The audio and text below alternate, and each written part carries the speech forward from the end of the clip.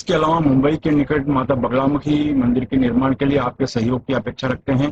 अगर आप सहयोग करना चाहते हैं तो पेटीएम, बैंक ट्रांसफर या यूपीआई से दान कर सकते हैं और ये दान इनकम टैक्स में आयकर धारा 80G के अंतर्गत टैक्स में छूट का लाभ भी ले सकते हैं। इसके बारे में अधिक जानकारी नीचे डिस्क्रिप्शन में दी गई है। मुंबई के निकट वज्रेश्वरी में 2 दिन का गोपाल सुंदरी साधना शिविर का आयोजन होने जा रहा है। इस साधना में आप अपने जीवन में आकर्षण शक्ति, धन की शक्ति तथा माता लक्ष्मी की कृपा प्राप्त कर सकते हैं।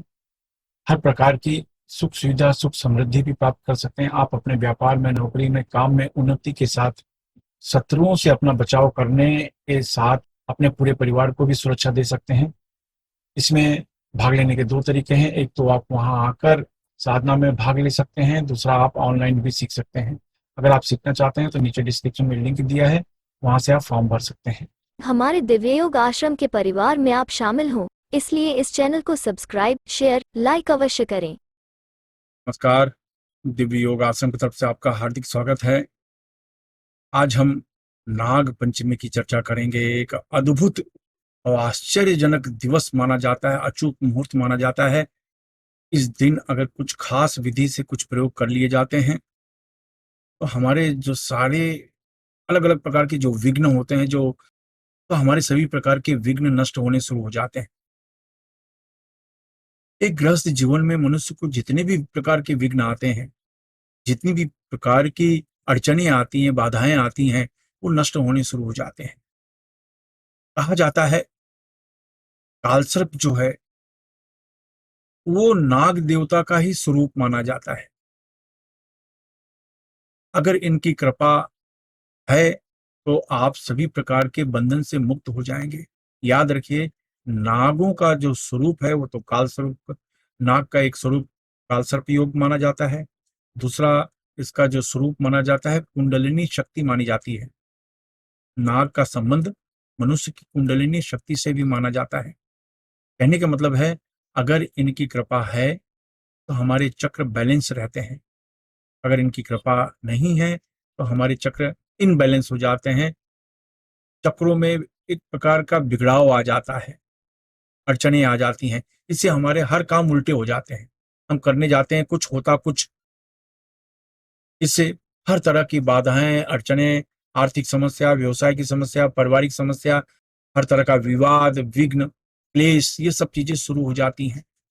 तो नाग पंचमी ऐसा दिन माना जाता है, अगर इस दिन खास प्रकार का प्रयोग कर लिया जाए तो जो नाग रानी मनसेश्वरी कही जाती हैं, इनकी कृपा हमको मिल जाती है। मनसेश्वरी यानी माता मनसा भगवान शिव की पुत्री मानी जाती है। अगर श्रावण मास में इनका प्रयोग कर लिया गया तो आप सोच नहीं सकते कितना आपको लाभ मिलेगा। इसलिए कहते हैं कि श्रावण में मनसा माता की शरण में जाइए। आपको जीवन में कुछ भी प्राप्त करना है तो मनसा माता की शरण में जाना चाहिए। और नाग पंचमी से बढ़कर कोई खास मुहूर्त नहीं होता।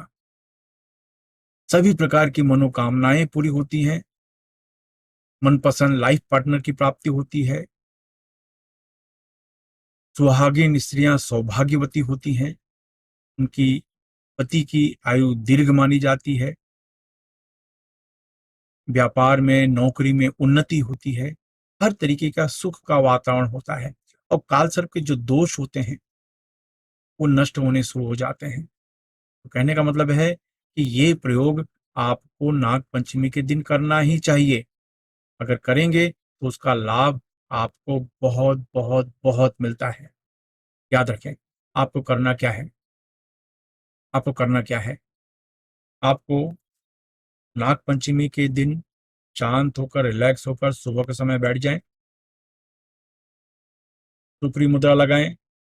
सुप्री मुद्रा लगाकर आगे चक्र पर ध्यान दें।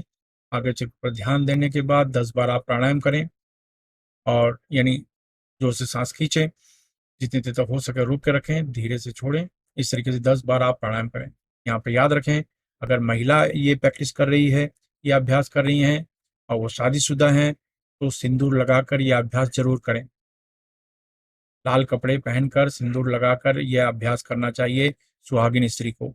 बाकी कोई भी महिला ब्लू और ब्लैक कपड़े नहीं पहने, पुरुष भी ब्लू और ब्लैक कपड़े नहीं पहने और ये प्रयोग कर सकते हैं। तो ये मुद्रा लगा के 10 बार प्राणायाम किया, 10 बार प्राणायाम करने के बाद अपने सामने गाय का दूध आधा लीटर आपको रखना होता है। गाय का दूध आधा लीटर आपको अपने सामने रखें। बस अपने सामने रखने के बाद आपको क्या करना है, सेम तरीके से ये आपने मुद्रा लगाई, आपने 10 बार प्राणायाम कर लिया।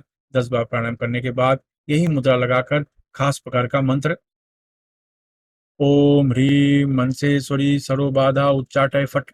ओम ह्रीं मनसेश्वरी सर्वबाधा उच्चाटय फट। ओम ह्रीं मनसेश्वरी सर्वबाधा उच्चाटय फट। ओम ह्रीं मनसेश्वरी सर्वबाधा उच्चाटय फट। ओम ह्रीं मनसेश्वरी सर्वबाधा उच्चाटय फट। मैं इस मंत्र को फिर से रिपीट कर रहा हूँ। ओम ह्रीं मनसेश्वरी सर्वबाधा उच्चाटय फट। ओम ह्रीं मनसेश्वरी सर्वबाधा उच्चाटय फट। इस मंत्र को 500 जाप करें, यानी धीमी आवाज में जाप करें, आपकी आवाज आपके कमरे से बाहर जाने न पाए। और ऐसा करने के बाद आप किसी को फल या भोजन का दान कर दें। ये 10 मिनट तक मंत्र का जाप करना है, यही मुद्रा लगा के। इसमें किसी माला की आवश्यकता नहीं है। ये करने के बाद किसी को फल या भोजन दान कर दें। दान करने के बाद ये जो दूध है, दूध के सामने अपनी मनोकामना करें, अपने परिवार के सुखमय जीवन की कामना करें। हर व्यक्ति को दूध के दर्शन करके हाथ जोड़कर अपने लिए सुखमय जीवन की कामना करनी चाहिए, यानी कि घर के सभी सदस्य हाथ जोड़कर सुखमय जीवन की कामना करें। और उस दूध को, गाय के दूध को करीब करीब 1 चम्मच भी पी लें तो चलेगा।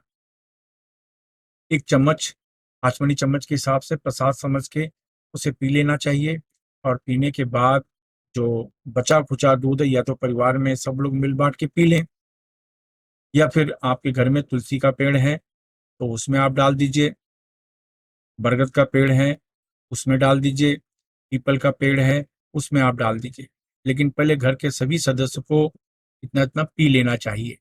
तो कहने का मतलब है कि करीब करीब 100-200 ग्राम दूध बचता है, तो बचा हुआ जो दूध है वो पीपल के पेड़ में, बरगद के पेड़ में, या घर में अगर आप तुलसी का पौधा लगाए हैं तो वहां पर आप 100 ग्राम वो दूध डाल दीजिए।